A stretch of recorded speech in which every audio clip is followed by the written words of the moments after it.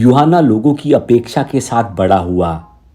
शायद वह अपने पिता जकरिया के बाद मंदिर में सेवा करने वाला याजक भी बन सकता था, जिसने लोगों का सम्मान अर्जित किया और मंदिर में सेवा की।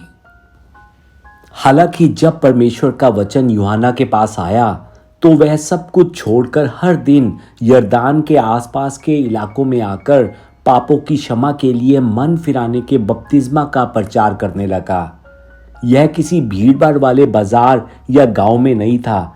उसने ऐसा खाली मैदानों और जंगलों जैसी जगहों पर किया जहां बहुत कम लोग रहते थे, और सिर्फ 1 या 2 दिन के लिए नहीं बल्कि काफी लंबे समय तक उसने ये प्रचार किया। परंतु हैरानी की बात थी कि बहुत से लोग यूहन्ना के पास आए। वे ऐसे लोग थे जिनका मानना था कि इज़राइल में कोई समस्या है और उनके खुद के जीवन में उन्हें बदलाव की आवश्यकता है। उन्होंने यूहन्ना से बपतिस्मा लिया और उससे पूछा कि अब हमें क्या करना चाहिए। यूहन्ना ने उनसे कहा कि जिस किसी के पास कपड़े के 2 जोड़े हैं वह 1 जोड़ा दूसरे को दे, और जिसके पास भोजन है वो भी ऐसा ही करे। चुंगी लेने वाले भी यूहन्ना के पास आए और उससे प्रश्न पूछने लगे।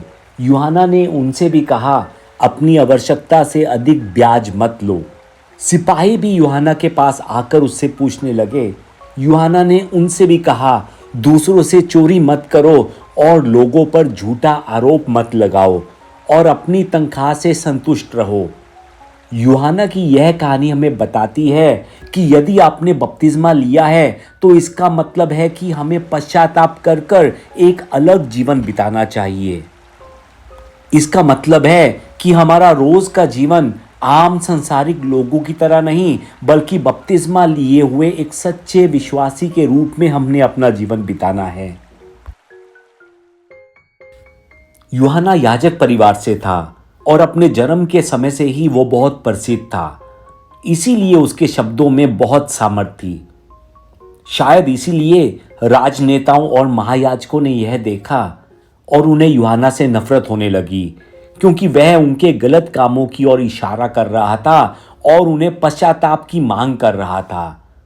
उन्हें महसूस हुआ होगा क्योंकि उनकी शक्ति को लेकर उनकी आलोचना की जा रही थी। आखिरकार उन्होंने यूहन्ना को जेल में बंद कर दिया। बाद में यीशु ने आकर यही बात लोगों से कही कि पश्चाताप करो। यूहन्ना ने तो सिर्फ यरदान नदी के जंगलों के आसपास के लोगों से बात कही, लेकिन यीशु ने और भी ज्यादा अधिक लोगों से बात कही। उन्होंने उन्हें पवित्र शास्त्र का अर्थ और इस दुनिया में परमेश्वर के लोगों के रूप में कैसे उन्हें जीवन बिताना है इस बारे में सिखाया।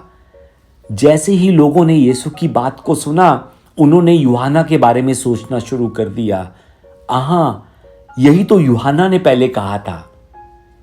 सच में यूहन्ना ने जो शब्द तैयार किए थे वे यीशु के लिए बहुत मददगार रहे होंगे।